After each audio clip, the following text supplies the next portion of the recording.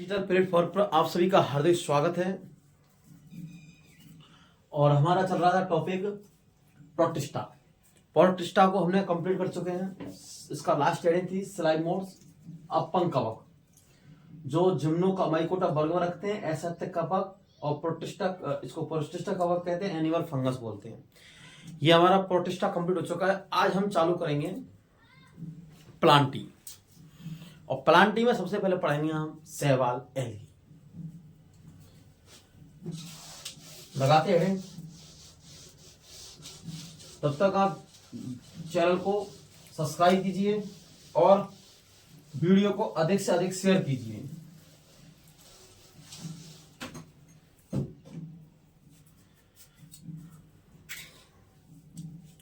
तो प्लांटी चलेगा हमारा।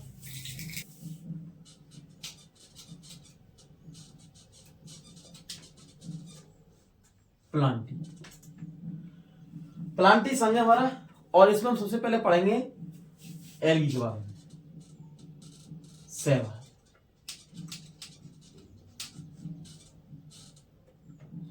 शैवाल एल्गी के बारे में पढ़ेंगे।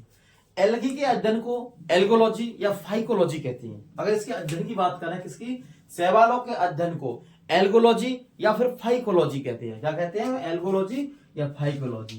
किसकी? शैवाल के अगर अध्ययन की, स्टडी की बात करें तो इसको हम कहते हैं एल्गोलॉजी व फाइकोलॉजी। फाइकोलॉजी कहते हैं इसके अध्ययन को। क्या कहते हैं? एल्गोलॉजी या फाइकोलॉजी कहते हैं। किसके? शैवाल के एल्गी के अध्ययन को हम क्या कहते हैं? एल्गोलॉजी या फिर फाइकोलॉजी कहते हैं। अगर इसकी जनक की बात करें, किसकी बात करें? जनक की। एल्गी का जनक, शैवाल का जनक कौन है? जनक की बात करें तो जनक की बात करें तो F.E. फिशर। क्या है? F.E. फिशर। अगर इसके जनक की बात करें, किसके? एल्गी के जनक की बात करें तो F.E. फिशर। ठीक है। और भारतीय जनक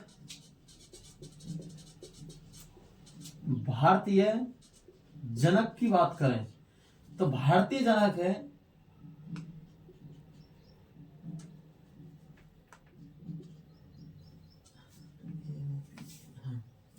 तो अगर भारतीय जनक की बात करें, किसकी बात करें? भारतीय जनक की बात करें M.O.P. आयंगर। M.O.P. आयंगर भारतीय जनक की बात करें तो हमने प्लांटेशन चल रहा है हमारा, उसमें हम शैवाल लगा रहे हैं। First heading algae. एल्गी के अध्ययन को एल्गोलॉजी या फाइकोलॉजी कहते हैं। क्या कहते हैं? एल्गी के अध्ययन मतलब शैवाल के अध्ययन को एल्गोलॉजी या फाइकोलॉजी कहते हैं। जनक की बात करें, किसकी बात करें? जनक की तो F.E. फिशर ने। किसने? फिशर ने। और भारतीय जनक की बात करें तो M.O.P. आयंगर ने। किसने? आयंगर ने। अब इसके हम सामान्य लक्षण पढ़ेंगे। क्या पढ़ेंगे? सामान्य लक्षण एल्गी के।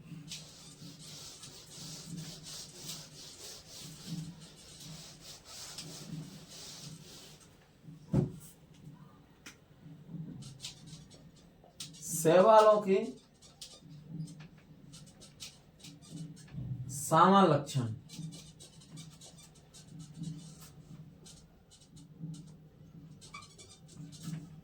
शैवालों के सामान्य लक्षण। किसके लक्षण? शैवालों के सामान्य लक्षण। तो शैवालों के सामान्य लक्षण लिखते हैं इसमें तो ये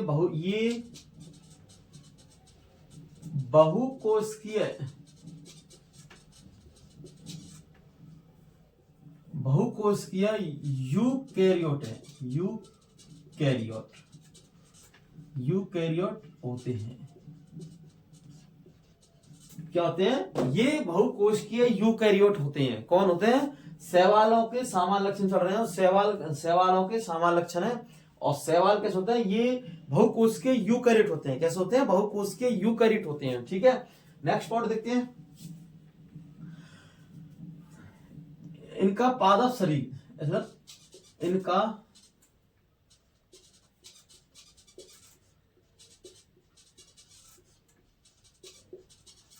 पादप शरीर थैलस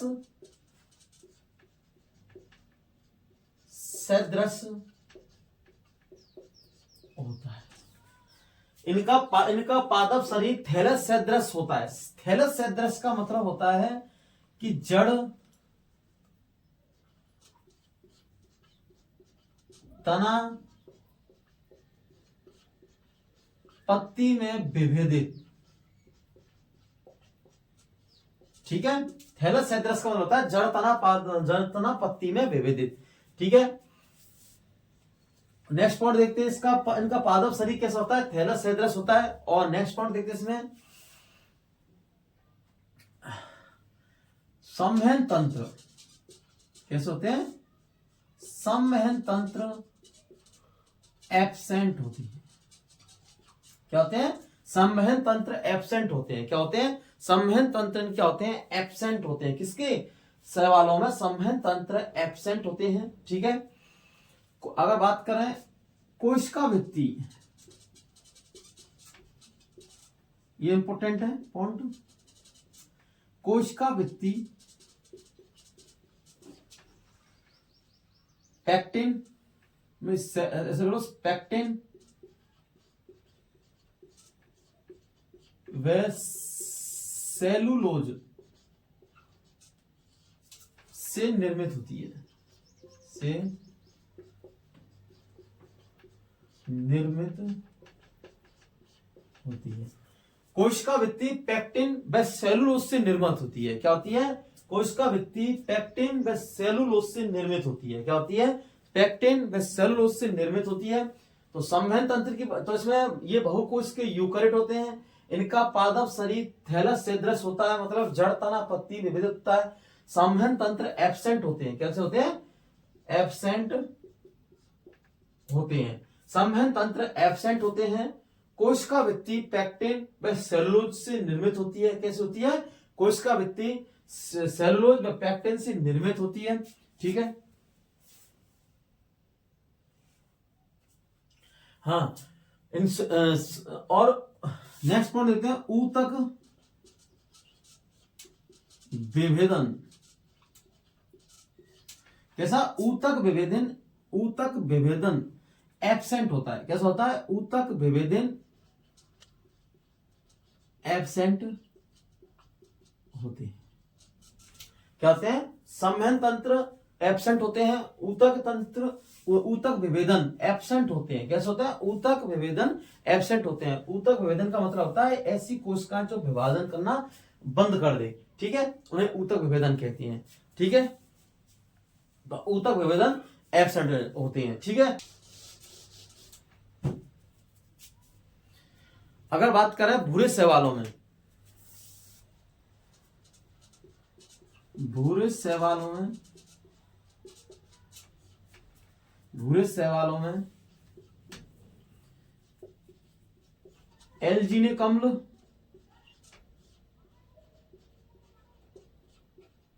व फ्यूसिनिक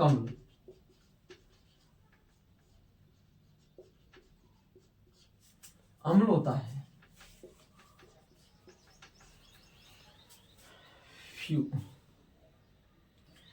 देखो, अगर भूरे शैवालों में बात करें तो एल्जीनिक अम्ल व फ्यूसिनिक अम्ल होता है। क्या होता है, फ्यूसिनिक अम्ल होता है। एक तो होता है एल्जीनिक अम्ल और दूसरा कौन सा होता है, फ्यूसिनिक अम्ल। एक तो एल्जीनिक अम्ल और दूसरा फ्यूसिनिक अम्ल होता है। किसमें, भूरे शैवालों में। नेक्स्ट, अगर बात करें लाल शैवालों में, लाल शैवालों में, तो लाल शैवालों में होता है पॉलीसल्फर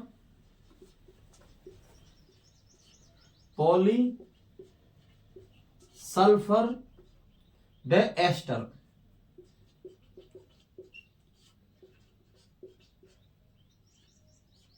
एस्टर होता है। और इन दोनों में, किनमें, भूरे शैवालों में और लाल शैवालों में कोशिका भित्ति उपस्थित होती है। कैसी होती है, सेल वॉल प्रेजेंट। ठीक है, सेल वॉल प्रेजेंट मतलब उपस्थित होती है। ठीक है, तो बात करते हैं ये शैवालों के सामान्य लक्षण। ये बहुकोश के यूकैरियोट होते हैं। कैसे होते हैं, बहुकोश के यूकैरियोट होते हैं। इनका पादप शरीर थैलस सदृश होता है। कैसा होता है, थैलस सदृश होता है, मतलब जड़ तना पत्ती भेदन, संवहन तंत्र एब्सेंट होते हैं। कैसे होते हैं, संवहन तंत्र एब्सेंट होते हैं। कोशिका वृत्ति पेक्टिन व सेलुलोज से निर्मित होती है। किस होती है, कोशिका वृत्ति पेक्टिन व सेलुलोज से निर्मित होती है। ऊतक विभेदन एब्सेंट होते हैं। कैसे होते हैं, ऊतक विभेदन एब्सेंट होते हैं। भूरे शैवालों में एल्जीनिक अम्ल और फ्यूसेनिक अम्ल होता है। कौन सा होता है, भूरे शैवालों में एक तो होता है एल्जीनिक अम्ल और एक होता है फ्यूसेनिक अम्ल उपस्थित होता है। लाल शैवालों की बात करें तो पॉलीसल्फर व एस्टर होते हैं। कैसे होते हैं, अगर लाल शैवालों की बात करें तो पॉलीसल्फर व एब्सेंट होते हैं। इन दोनों में सेल वेल मतलब कोशिका वृत्ति प्रेजेंट होती है। कैसे होती है, प्रेजेंट होती है। ठीक है, अब बढ़ते हैं नेक्स्ट, इनकी बात करें सामान्य लक्षणों में। नेक्स्ट है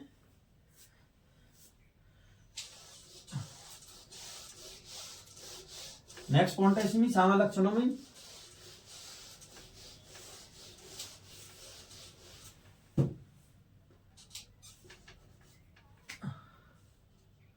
इनमें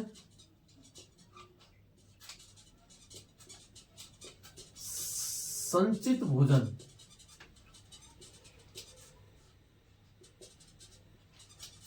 स्टार्च होता है।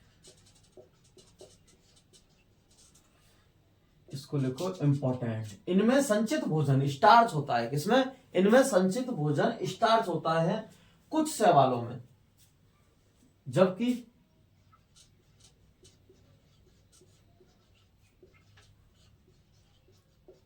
कुछ शैवालों में वसा भी उपस्थित होती है। वसा भी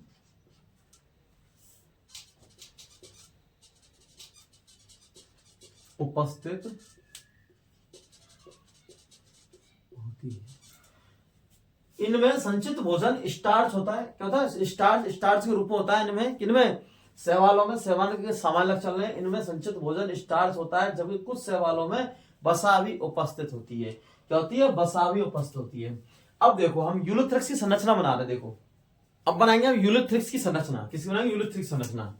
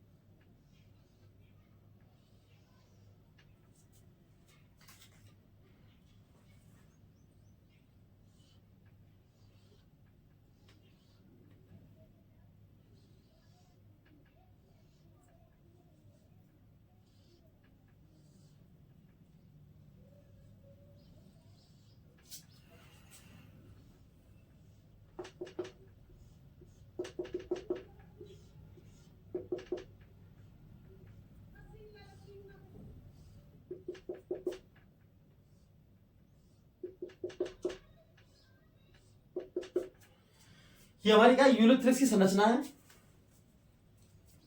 किसकी, यूलोथ्रिक्स की।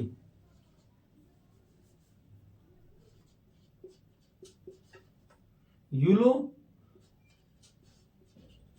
की संरचना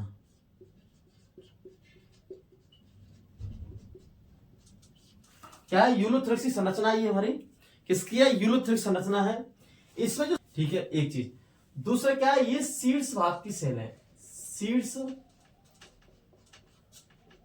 भाग की सेल कैसी है, शीर्ष भाग की सेल है। कौन सी है, शीर्ष भाग की सेल है। ये कौन सी, ऊपर वाली। और ये आयताकार नहीं होती है। कैसी नहीं होती है, आयताकार नहीं होती। शीर्ष भाग की सेल है ये वाली, जो शीर्ष भाग है ये आयताकार नहीं होती है, बाकी सभी आयताकार होती हैं। ये जो कायक कोशिका है, कैसी है, कायक सेल है। कायक सेल। और जो कायक सेल है, इन कायक सेलों में क्लोरोप्लास्ट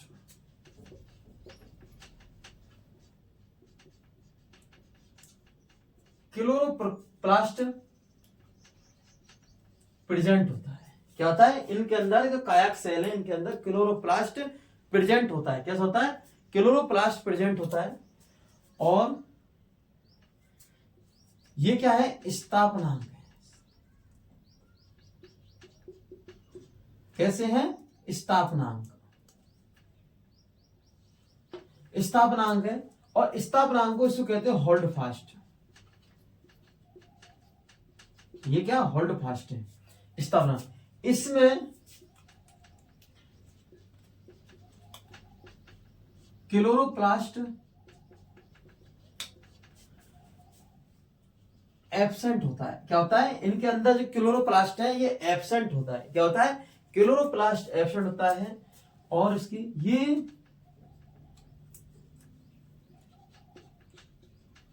सभी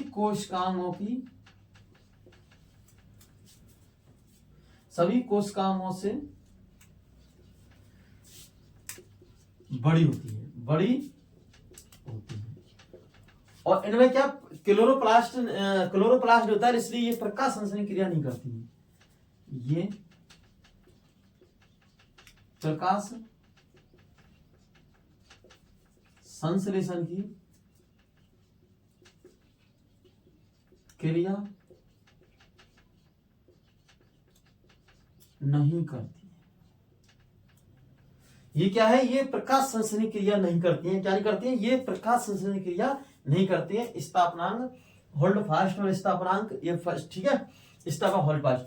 और इनमें जो संरचना दिखाई दे रही है ये आती है क्लोरोफिल, मतलब हरित लवक, हरित लवक होते हैं। ठीक है, तो जो ये कायक कोशिका होती है ये सभी आयताकार होती है और शीर्ष भाग की सेल आयताकार नहीं होती है। कैसी होती है? शीर्ष भाग की आयताकार कोशिका नहीं होती है। और स्थापनांक होल्ड फास्ट इसमें क्लोरोप्लास्ट एब्सेंट होता है। ये सभी कोशिका बड़ी होती हैं और ये प्रकाश संश्लेषण क्रिया नहीं करती। क्या नहीं करती है? प्रकाश फोटोसिंथेसिस की क्रिया नहीं करती है। कौन? यूलोथ्रिक्स, क्योंकि इसके अंदर क्या नहीं होता है? क्लोरोप्लास्ट नहीं होता है, इसलिए ये किसकी संरचना क्या नहीं करती है? फोटोसिंथेसिस की क्रिया नहीं करती है। ठीक है, ये वाले। अगर जैसे इनकी बात करें, इसमें से हम एक निकाल लेते हैं कायक कोशिका को, इनमें से एक कायक कोशिका को निकालते हैं इस प्रकार।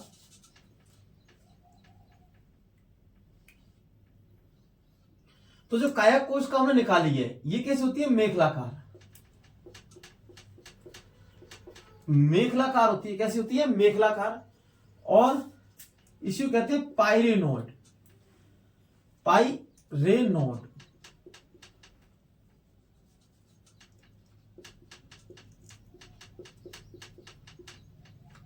क्या है? पाइरेनोइड है। ये क्या है? पाइरेनोइड है इसके चारों। ठीक है, क्या है? पाइरेनोइड है इसके, जो क्योंकि हमने इसको इसमें से जो कायक कोशिका है इसको हमने निकाला इसमें से, और इसको बताया मेखलाकार, और ये पाइरेनोइड है। क्या है? पाइरेनोइड है। अब ये पाइरेनोइड संरचना, इसके जो प्रोटीन कण है इसके चारों ओर स्टार्च, ये तो क्या? प्रोटीन कण है, प्रोटीन कण। प्रोटीन कण के चारों ओर क्या है? प्रोटीन कण के चारों ओर स्टार्च की परत पाई जाती है। क्या पाई जाती है? स्टार्च की परत पाई जाती है। ठीक है, तो ये यूरोथ्रिक्स संरचना है। यूरोथ्रिक्स में शीर्ष भाग की सेल, अगर क्वेश्चन बनता है तो क्वेश्चन ऐसा बनता है, शीर्ष भाग की सेल कैसी होती है? आयताकार। दूसरी, कायक सेल में क्लोरोप्लास्ट होता है या नहीं होता है? तो कायक कोई सेल में क्लोरोप्लास्ट होता है। स्थापना में क्लोरोप्लास्ट होता है या नहीं होता है? तो उसमें आएगा क्लोरोप्लास्ट नहीं होता है, क्योंकि इसमें इसलिए ये प्रकाश क्रिया नहीं करती है। प्रकाश क्रिया करती है फोटोसिंथेसिस, तो उसमें क्लोरोप्लास्ट होता है, इसलिए कायक सेल है। तो कायक सेल में प्रकाश मतलब क्लोरोप्लास्ट होता है, इसलिए ये क्या करती है? फोटोसिंथेसिस क्रिया करती है। अगर बात करें इसमें से कायक सेल में से हमने एक सेल निकाली, तो क्लोरोप्लास्ट में पाइरेनोड नामक संरचना होती है। कैसी होती है? क्लोरोप्लास्ट में पाइरेनोड, क्योंकि ये क्लोरोप्लास्ट है, ये वाला भाग मेखलाकार होता है, और क्लोरोप्लास्ट में पाइरेनोड नामक संरचना होती है। क्या होती है? पाइरेनोड संरचना होती है। और पाइरेनोड में जिसमें प्रोटीन कण के क्या है? जिसमें प्रोटीन कण के चारों ओर स्टार्च की परतें उपस्थित होती हैं। क्या होती है? प्रोटीन कण के ऊपर चारों ओर प्रोटीन कण के चारों ओर स्टार्च की परत उपस्थित होती है। तो लिखते हैं इसको, नेक्स्ट पॉइंट बनाते हैं।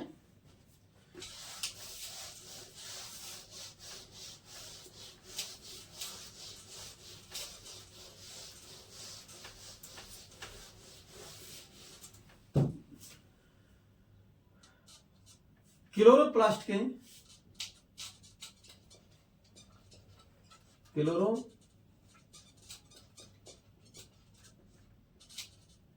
क्लोरोप्लास्ट में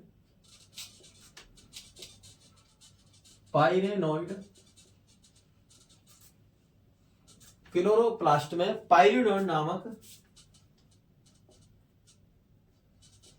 नामक संरचना उपस्थित होती है। क्या होती है?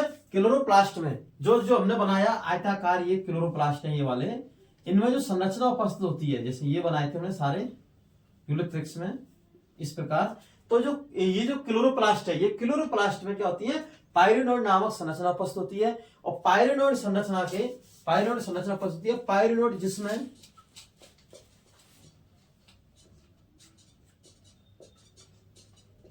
प्रोटीन कण के चारों ओर, जिसमें प्रोटीन कण के चारों ओर स्टार्च की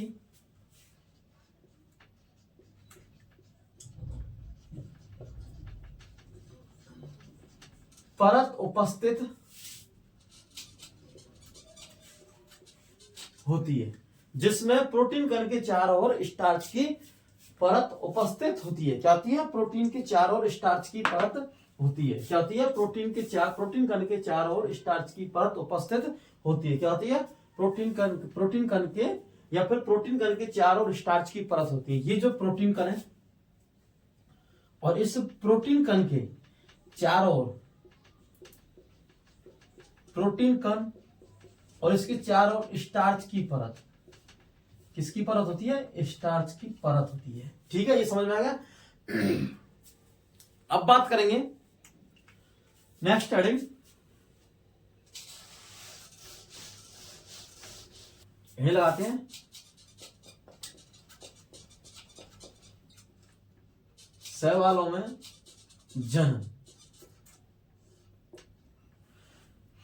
जनन 3 प्रकार का होता है शैवालों में। क्या होते हैं? शैवालों में जनन 3 प्रकार का होता है। एक तो होता है इसमें कायक जनन, दूसरा होता है इसमें अलैंगिक जनन, और तीसरा होता है इसमें लैंगिक जनन, सेक्सुअल रिप्रोडक्शन, एसेक्सुअल रिप्रोडक्शन। कायक जनन, अलैंगिक जनन, लैंगिक जनन। शैवालों में जनन पढ़ रहे हैं हम। नेक्स्ट हेडिंग हमारी शैवालों में जनन। और शैवालों में जनन की बात है तो हमारा है कायक जनन, और कौन सा है? अलैंगिक जनन और लैंगिक जनन। अब हम हेडिंग लगाएंगे इसमें कायक जनन। फर्स्ट पढ़ेंगे इसमें कायक जनन। तो कायक जनन कुछ नहीं है, कायक जनन के बारे में विखंडन द्वारा होता है। सिर्फ इतना सा लिखता है कि इसमें शैवालों में जो कायक जनन होता है, कैसा होता है? कायक जनन होता है। ये कैसा होता है? विखंडन द्वारा। बस इतना सा लिखना है, विखंडन द्वारा होता है। कायक जनन विखंडन द्वारा होता है। किसमें? शैवालों में कायक जनन विखंडन द्वारा होता है। बात करें अगर अलैंगिक जनन की, तो अलैंगिक जनन में एक तो होता है चल बीजाणु। क्या होता है? चल बीजाणु। तो जूस्पोर होता है चल बीजाणु, बीजाणु द्वारा चल बीजाणु। दूसरा होता है अचल बीजाणु।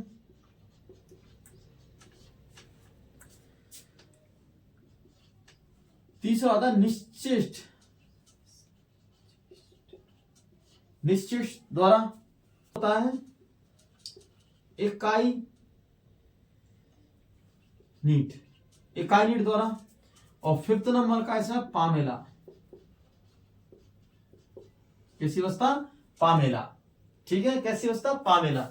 तो इसमें अगर अचल बीजाणु, चल बीजाणु और निश्चित, इकाई नीट और पामेला अवस्था। ठीक है, अलैंगिक जनन में कितनी अवस्था होती है? चल बीजाणु, अचल बीजाणु, निश्चित और इकाई नीट और पामेला अवस्था। अब लगाते हैं हम चल बीजाणु। जूस्पोर। फर्स्ट है हमारा चल बीजाणु, जू स्पोर। क्या है? चल बीजाणु जू स्पोर, चल बीजाणु जू स्पोर। फर्स्ट हमारा चल बीजाणु जू स्पोर। ठीक है,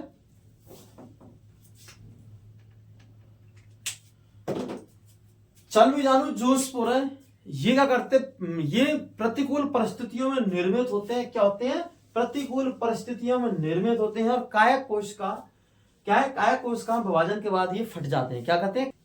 बात करें इसकी, ये अनुकूल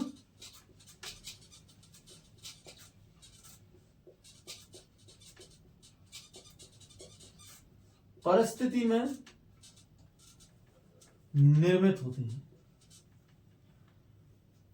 निर्मित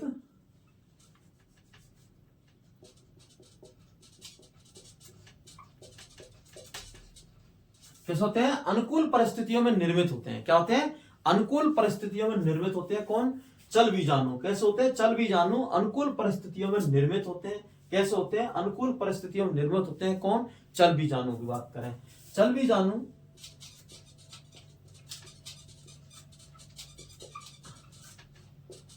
चल बीजाणु की कायक कोश का, कायक सेल फटने के बाद मुक्त होती है। क्या होते हैं? कायक कोश का फटने के बाद मुक्त होते हैं, क्योंकि क्योंकि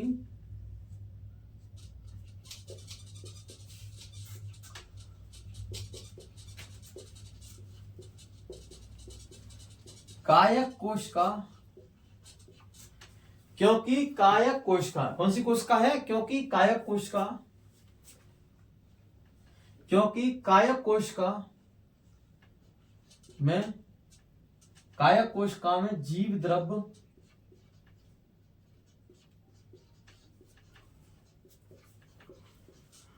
विभाजन, जीव द्रव्य विभाजित, जीव द्रव्य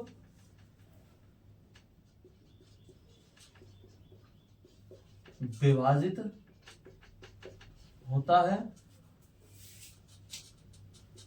और जल में मुक्त होकर, कैसे हैं? जल में मुक्त होकर, जल में मुक्त होकर नए शैवाल का, कैसे? नए शैवाल का निर्माण करते हैं, नए शैवाल का निर्माण करते हैं। तो इसमें क्या है? जो चल बीजाणु है, कौन सा? चल बीजाणु जूस्पोर, ये अनुकूल परिस्थितियों में निर्मित होते हैं। कैसे होते हैं? अनुकूल परिस्थितियों में निर्मित होते हैं। चल बीजाणु की कायक सेल, तो चल बीजाणु की जो कायक सेल है फटने के बाद मुक्त होते हैं, क्योंकि कायक कोशिका में, क्योंकि कायक कोशिका में जीव द्रव्य विभाजित होता है। क्या होता है? जीव द्रव्य विभाजित और जल में मुक्त होकर नए शैवाल का निर्माण करते हैं। और चल बीजाणु दो प्रकार के होते हैं। चल बीजाणु दो प्रकार के होते हैं। दो प्रकार में पहला प्रकार तो है मैक्रोस्पोर, मैक्रो जू स्पोर, मैक्रो जू स्पोर, जू स्पोर्स। ठीक है, और दूसरा है माइक्रो, माइक्रो जू स्पोर्स। पहला तो है मैक्रो जू स्पोर, मैक्रो जू स्पोर कैसा है? मैक्रो जू स्पोर। और दूसरा है माइक्रो जू स्पोर। कैसा है? दूसरा है माइक्रो जू स्पोर। पहला कौन सा है? मैक्रो जू स्पोर। दूसरा का है माइक्रो जू स्पोर। ठीक, कौन सा है? मैक्रो जू स्पोर और माइक्रो जू स्पोर। ठीक है, अब समझते हैं इनको, माइक्रो मैक्रो जू स्पोर को।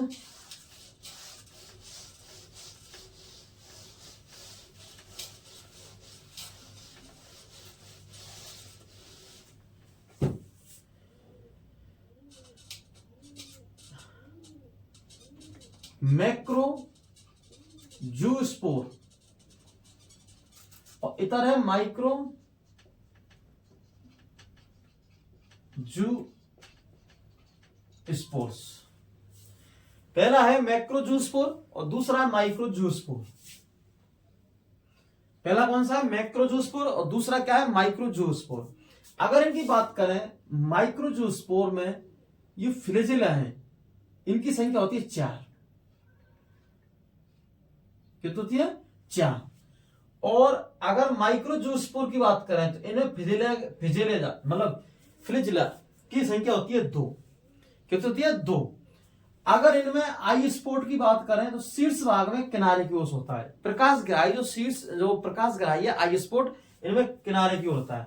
अगर इसकी बात करें इनमें जो शीर्ष भाग है ये मध्य में होता है। क्या होता है? जो इसका जो प्रकाश ग्राही भाग है ये क्या होते हैं? मध्य में। तो लिखते इसमें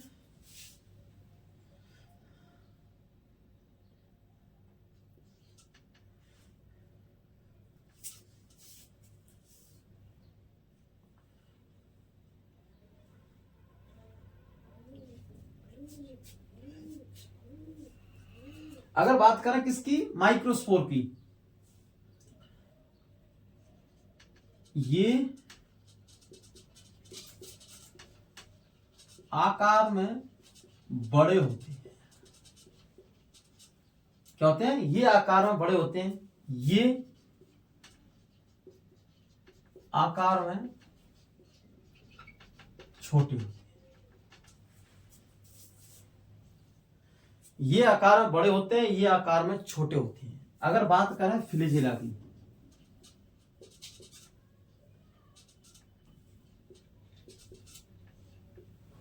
फ्लैजेला की तो इसमें फ्लैजेला होते हैं 4। कितनी इनकी फ्लैज संख्या होती है? 4। और इसमें होते हैं फ्लैजेला 2। फ्लैजेला की संख्या होती है 2। अगर बात करें इनकी संख्या,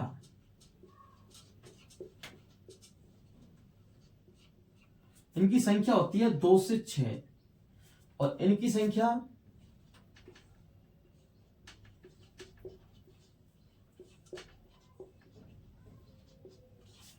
4 से 64।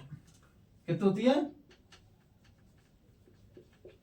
4 से 64 होती है। इनकी संख्या कितनी होती है? 4 से, इनकी संख्या 2 से 6 और इनकी संख्या 4 से 64 होती है। ठीक है। और ये आकार में बड़े होते हैं और ये आकार में छोटे होते हैं। ये फ्लैजेला की हाँ 2 होती है संख्या और इनकी 4। ये फ्लैजेला ऊपर वाले, इनमें 2।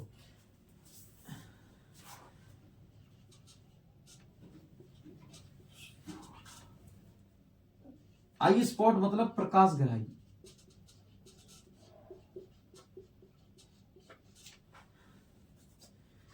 प्रकाश ग्राही शीर्ष भाग में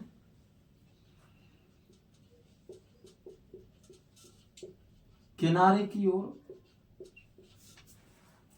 होते हैं। क्या होता है? आई स्पोर्ट्स मतलब प्रकाश ग्राही शीर्ष भाग में, इसलिए शीर्ष भाग में, शीर्ष भाग में किनारे की ओर होते हैं। किनारे की ओर होता है। क्या होता है? आई स्पोर्ट्स है, ये प्रकाश ग्राही है, शीर्ष भाग में किनारे की ओर होता है। क्या होता है? किनारे की ओर होते हैं। इनकी बात करें तो इनमें जो आई स्पोर्ट्स हैं, क्या है? आई स्पोर्ट्स। जो आई स्पोर्ट्स है मतलब प्रकाश ग्राही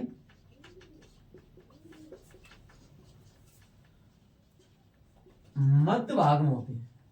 कैसे भाग में? मध्य भाग में होते हैं। कैसे होते हैं? मध्य भाग में होते हैं। कौन? प्रकाश ग्राही। इसमें शीर्ष में किनारे की ओर होते हैं। इसमें कौन? आई स्पोर्ट्स प्रकाश ग्राही शीर्ष भाग में किनारे की ओर होते हैं और इनमें प्रकाश ग्राही मध्य भाग की ओर होते हैं। कैसे होते हैं? मध्य भाग की ओर होते हैं। ठीक है। एक चीज अगर इनकी बात करें,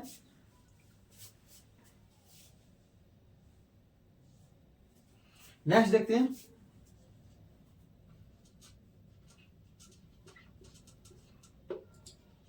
अंकुरन के समय कैसा? अंकुरन के समय इनका निचला हिस्सा अंकुरण के समय इनका निचला हिस्सा क्या है? अंकुरण के समय इनका निचला हिस्सा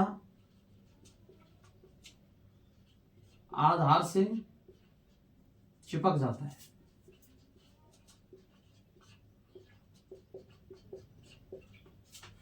क्या होता है? आधार से चिपक जाता है और इनका निचला हिस्सा और इनमें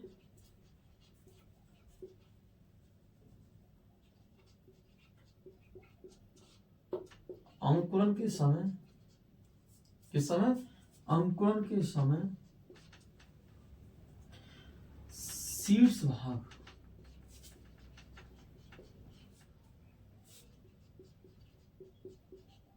आधार से चिपक जाता है।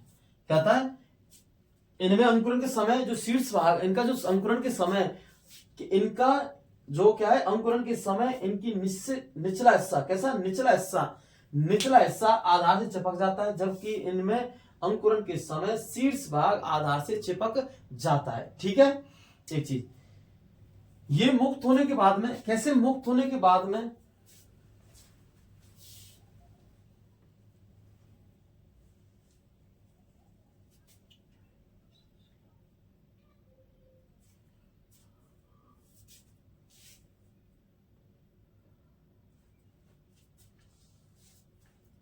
अंकुरण के समय इनका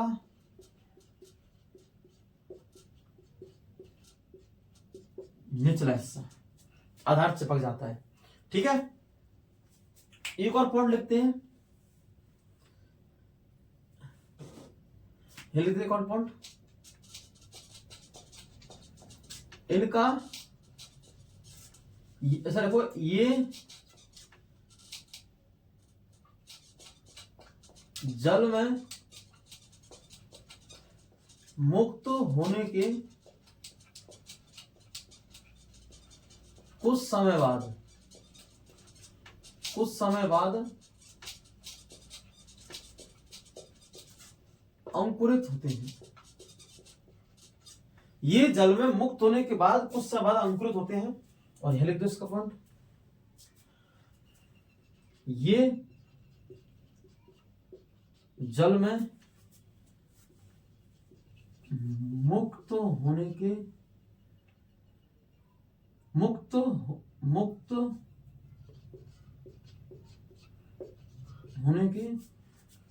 6 से 8 दिन बाद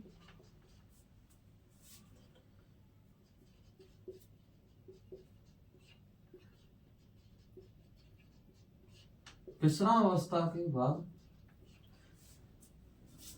के बाद अंकुरित होती है।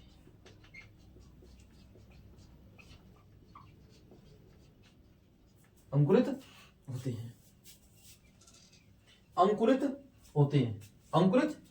हैं। ठीक है, अब देखो मैक्रो जूस्पोर और माइक्रो जूस्पोर। अगर इसकी बात करें मैक्रो की और माइक्रो की, जो चल बीजाणु में दो होते हैं, एक होते हैं मैक्रोस्पोर और एक होते हैं माइक्रोस्पोर। माइक्रोस्पोर की बात करें मैक्रोस्पोर की बात करें तो ये आकार में बड़े होते हैं, जबकि ये आकार में छोटे होते हैं। इनकी तुलनाएं डिफरेंस दोनों तुलनाएं। ठीक है, ये फ्लैजेला की बात करें में 4 होते हैं, उन्हें फ्लैजेला 2 होते हैं। ये फ्लैजेला 4 उनमें 2 होते हैं। ठीक है, अगर इनकी संख्या की बात करें तो ये संख्या में 2 से 6 होते हैं और ये 4 से 64 होते हैं। ठीक है, और आई स्पॉट प्रकाश ग्राही शीर्ष भाग में किनारे की ओर, इनका जो आई स्पॉट है शीर्ष भाग में किनारे की ओर, और इनका जो आई स्पॉट है क्या जो प्रकाश ग्राही है मध्य भाग में, कहा मध्य भाग में। ठीक है, और ये अंकुरण के समय इनका निचला हिस्सा, अंकुरण के समय इनका जो निचला हिस्सा है निचला हिस्सा आधार से चिपक जाता है। क्या करता है अंकुरण समय का निचला हिस्सा आधार से, जब इनकी अनुकूल परिस्थिति आती है तो अनुकूल परिस्थिति आती है तो ये जल में मुक्त होने के कुछ बाद अंकुरित होते हैं। क्या होते हैं? कुछ बाद अंकुरित। तो जैसे अगर देखा जाए तो अंकुरण के समय इनका निचला हिस्सा आधार से चिपक जाता है और इनका अंकुरण के समय शीर्ष भाग, कौन सा शीर्ष भाग आधार से चिपक जाता है। दूसरी नेवा और अंकुरण नेक्स्ट पर देखते हैं इसमें थोड़ी जगह नहीं थी इसलिए इसे ऊपर थी। ये जल में मुक्त होने के कुछ समय बाद अंकुरित होते हैं। क्या होते हैं? ये जल में मुक्त होने के बाद कुछ समय बाद अंकुरित होते हैं। और ये जल में मुक्त होने के 4 से 8 दिन विश्राम अवस्था के बाद अंकुरित होते हैं। क्या होते हैं? 4 से 6 दिन विश्राम अवस्था के बाद अंकुरित होते हैं। क्या होते हैं? 4 से 6 दिन बाद विश्राम अवस्था के बाद अंकुरित होते हैं। कौन? माइक्रोस्पोर। ठीक है, तो इनमें तुलना हो गई। अब हम नेक्स्ट अचल बीजाणु।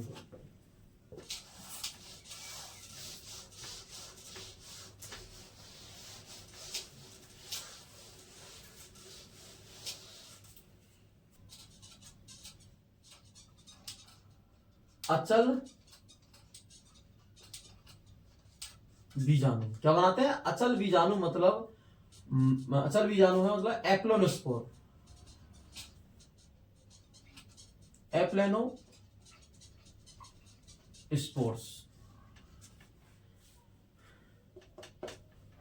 एप्लेनोस्पोर किसकी बात करें? एप्लेनोस्पोर अचल बीजाणु की। तो अचल बीजाणु है ये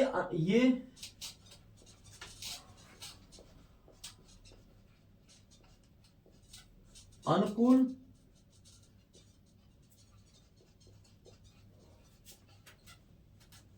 परिस्थितियों में निर्मित होते हैं।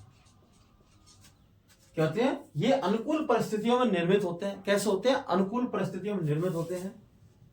कौन? अचल बीजाणु। जो एप्लानोस्पोर है, कौन से? एप्लानोस्पोर जो अनुकूल परिस्थितियों में निर्मित होते हैं। इनमें कायक कोशिकाएं हैं। इनकी जो कायक कोशिकाएं, जैसे हमने इसमें यूलोथ्रिक्स में बनाई संरचना ये वाली,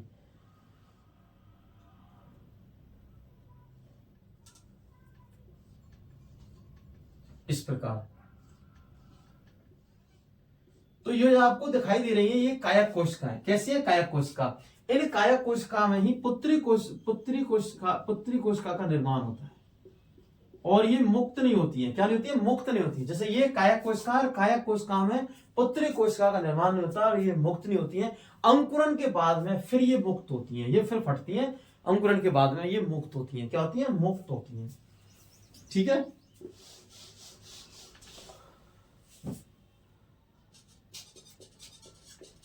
कायक कोशिका में पुत्री कोशिका निर्मित होती है।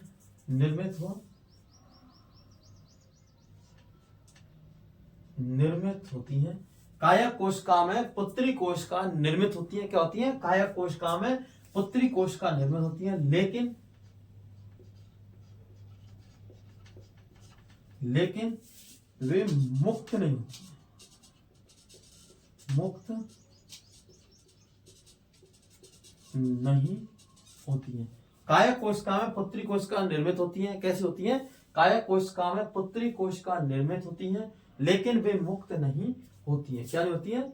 लेकिन वे मुक्त नहीं होती है। क्या होती है?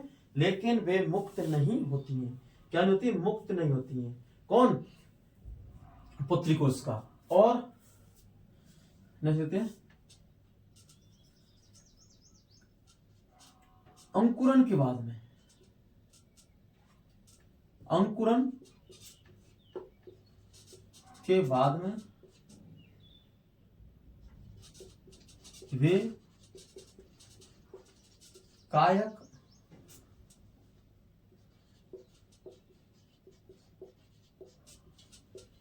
कोशिका से मुक्त हो जाती है। अंकुरन के बाद में भी कायक कोशिका से मुक्त हो जाती है। ठीक है,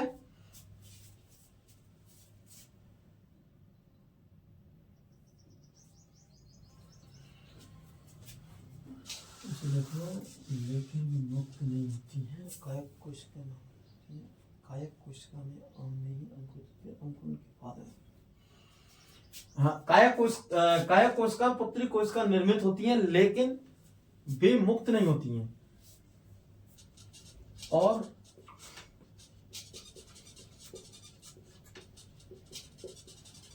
कायक कोशिका में ही, कायक कोशिका में ही अंकुरित होती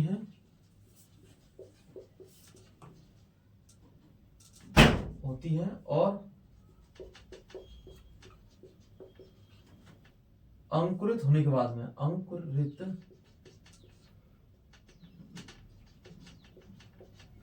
होने के बाद में मुक्त होती है।